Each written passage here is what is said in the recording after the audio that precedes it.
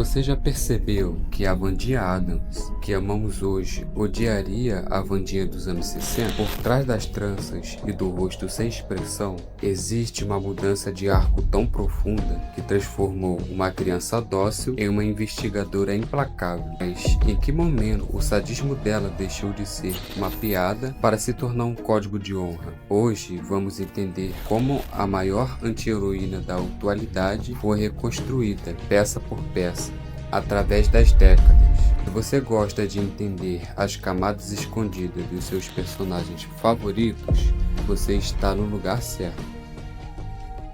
Isso é besteira.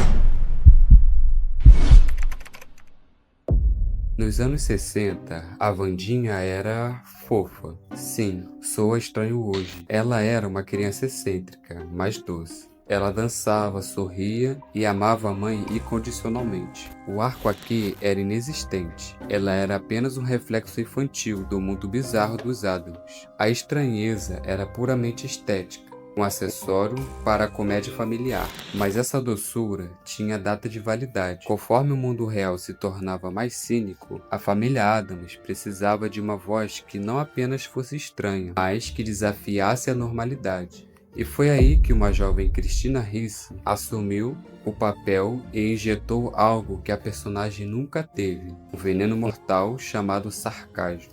Prepare-se, porque aqui a Wandinha deixa de ser uma criança para se tornar uma arma. Um detalhe que poucos sabem é que antes da série de 64, a Wandinha nem tinha nome. Nos cartoons originais de Charles Addams, os personagens eram anônimos. O nome Wednesday foi escolhido por causa de uma cantiga infantil chamada Monday Child, que diz: a criança de quarta-feira é cheia de aflições. Wednesday Child is full of joy. Foi o próprio criador, Charles, que sugeriu o nome após um amigo dar a ideia baseada no poema. Isso explica por que, mesmo na versão mais doce da Lisa Loring, o destino da personagem já estava selado pela melancolia. Nos anos 90, tudo mudou. Ricci deu à personagem o veneno que se tornou sua marca. Ela se torna a consciência moral da franquia. No arco do acampamento de verão, ela não apenas sobrevive aos normais, os destrói por dentro. Ela parou de ser uma participante passiva da bizarrice para ser uma crítica feroz da hipocrisia social. O Wednesday está numa idade muito especial, quando as garotas só pensam numa coisa: garotos. Homicídio.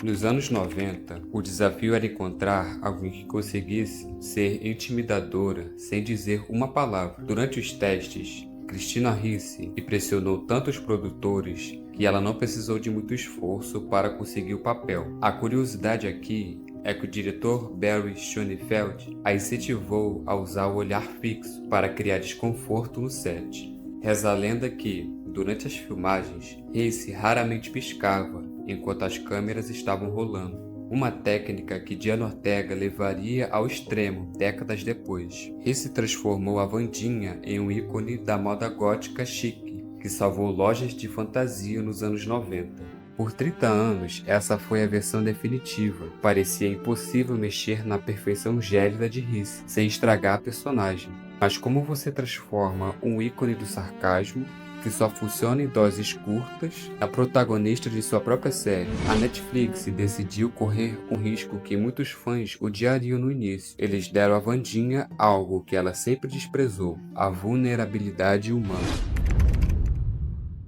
A Wandinha de Diana Ortega traz a falha humana. Pela primeira vez, vemos a personagem cometendo erros de julgamento e ferindo pessoas que gostam dela. O arco aqui é sobre a individualização. Ela luta contra o destino de ser a nova Mortícia, enquanto descobre que conexões humanas como a amizade de Enid não são uma fraqueza, mas uma complexidade necessária para a evolução. Para a versão da Netflix, a preparação da Diana Ortega foi quase tão intensa quanto a própria personagem. Além de aprender a tocar violoncelo de verdade para as cenas icônicas, ela mesma coreografou aquela dança que viralizou no TikTok, inspirando-se em imagens de jovens góticos em clubes nos anos 80. Mas o fato mais curioso é que Diana decidiu, por conta própria, parar de piscar durante as gravações. O diretor Tim Burton gostou tanto do efeito estático e levemente perturbador que isso causava que pediu que ela mantivesse o tique durante toda a temporada, dando à personagem aquele olhar de predador que analisa cada detalhe.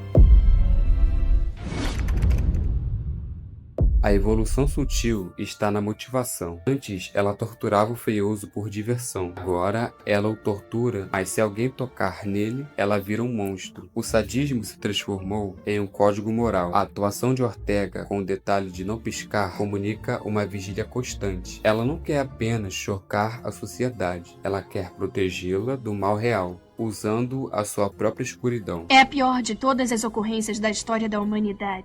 O tio Fester vai se casar.